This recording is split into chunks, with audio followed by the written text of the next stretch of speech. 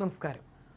വന്ദേ ഭാരത് എക്സ്പ്രസിൽ യാത്ര ചെയ്യാനെത്തിയ ആരോഗ്യവകുപ്പ് മന്ത്രി വീണ ജോർജിനെ കണ്ണൂർ റെയിൽവേ സ്റ്റേഷനിൽ വെച്ച് KSU പ്രവർത്തകർ ശാരീരികമായി കയ്യേറ്റം ചെയ്ത സംഭവം കേരള രാഷ്ട്രീയത്തിൽ വലിയ ചർച്ചയായിരിക്കുകയാണ്. CPM അതിശക്തമായ ആരോപണങ്ങൾ ഉന്നയിക്കുമ്പോൾ KSUക്കാർ ആക്രമിച്ചിട്ടില്ലെന്നും വീണ ജോർജ് നല്ല അഭിനേത്രിയാണെന്നും പരിഹസിക്കുകയാണ് കോൺഗ്രസ് പ്രവർത്തകർ. KSU യൂത്ത് കോൺഗ്രസ് നേതാക്കൾ ഒന്നടങ്കം വീണ ജോർജിന് പരിക്കേറ്റിട്ടില്ലെന്നും പറയുന്നു. ദൃശ്യങ്ങൾ പങ്കുവെച്ചുകൊണ്ട് തന്നെയാണ് അവർ ഇക്കാര്യം വാദിക്കുന്നത്. വീണ ജോർജിനെതിരായ പ്രതിഷേധത്തിൽ പ്രാഥമിക അന്വേഷണം നടത്തിയെന്നും KSU മന്ത്രിയുടെ അടുത്ത് പോലും എത്തിയിട്ടില്ലെന്നും VD സതീശൻ പ്രതികരിച്ചു.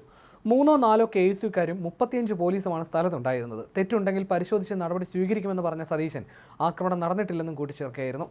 വീണ ജോർജ് നല്ലൊരു ആരോഗ്യമന്ത്രി അല്ലെങ്കിലും നല്ലൊരു അഭിനേത്രിയാണെന്ന് തെളിയിച്ചുവെന്നായിരുന്നു മുൻ KPCC president K Sudhakaran MP പ്രതികരിച്ചത്. കേരളത്തിലെ ആരോഗ്യമന്ത്രിയെ ആക്രമിച്ചു എന്ന തരത്തിൽ CPM പ്രചരിപ്പിക്കുന്ന ആരോപണങ്ങൾ പൂർണ്ണമായും അടിസ്ഥാനരഹിതവും CPMന്റെ രാഷ്ട്രീയ നാടകവുമാണ്.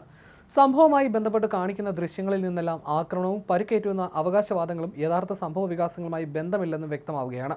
സംഭവ സ്ഥലത്തുണ്ടായിരുന്ന KSU കുട്ടികൾ ജനാധിപത്യപരമായ രീതിയിൽ പ്രതിഷേധിച്ചിട്ടുണ്ട്. കുട്ടികൾ മന്ത്രിയെ ആക്രമിച്ചിട്ടില്ലെന്നും അവരിൽ നിന്നൊരു അക്രമ പ്രവൃത്തി ഉണ്ടായിട്ടില്ലെന്നും ദൃക്സാക്ഷി മൊഴികളും ലഭ്യമായ വിവരങ്ങളും വ്യക്തമായി സൂചിപ്പിക്കുന്നു. കേരളത്തിലെ മൊത്തം ദൃശ്യമാധ്യമങ്ങൾ സംഭവ സ്ഥലത്തുണ്ടായിരുന്നു. ഏതെങ്കിലും ദൃശ്യമാധ്യമങ്ങളിൽ KSU കുട്ടികൾ മന്ത്രിയെ ആക്രമിക്കുന്ന ദൃശ്യമുണ്ടോ?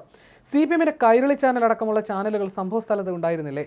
ഈ ചാനലുകൾ ഒന്നിലും തന്നെ KSU വിദ്യാർത്ഥികൾ മന്ത്രിയെ ആക്രമിക്കുന്ന ഒരു ദൃശ്യവും വന്നിട്ടില്ല. അതിനു പകരം പ്രതിഷേധക്കാരോട് അങ്ങോട്ട് ആക്രോശിക്കുന്ന മന്ത്രിയുടെ ദൃശ്യമാണുള്ളതെന്നും K സുധാകരൻ ചൂണ്ടിക്കാട്ടി. അതേസമയം സംഭവത്തെ പരിഹസിച്ചുകൊണ്ടാണ് VT ബൽറാം പ്രതികരിച്ചത്. CMA കഴുത്തിന് നല്ല വേദനയുണ്ട്. പറയുന്നത് CPM മന്ത്രി വീണ ജോർജും കേട്ടത് CPM മുഖ്യമന്ത്രി വിജയനുമായതുകൊണ്ട് ഇക്കാര്യം ശരിയാവാനാണ് സാധ്യത. നല്ല പരിക്ക് പറ്റിയിട്ടുണ്ടാവണം, നല്ല വേദനയുണ്ടാവാനും സാധ്യതയുണ്ട്.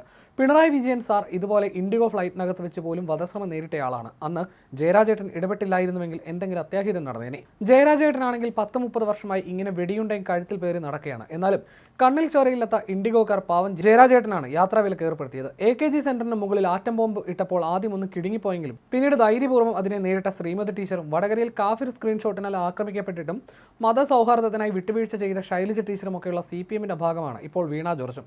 അതുകൊണ്ട് അവർ പറയുന്നത് സത്യമാവാൻ തന്നെയാണ് സാധ്യത എന്നാണ് VT ബൽറാമിന്റെ പരിഹാസം. മന്ത്രിക്ക് നേരെയുണ്ടായത് നിഷ്ഠൂരമായ കടന്നാക്രമണമാണെന്നും സംഭവം ആസൂത്രിതമാണെന്നും MV ഗോവിന്ദൻ മാധ്യമങ്ങളോട് പറഞ്ഞു. കോൺഗ്രസിന്റെ അറിവോടെയാണ് ആക്രമണം ഉണ്ടായതെന്നും ഇന്ന് കേരളത്തിലുടനീളം പ്രതിഷേധിക്കുമെന്നും അദ്ദേഹം പറഞ്ഞു.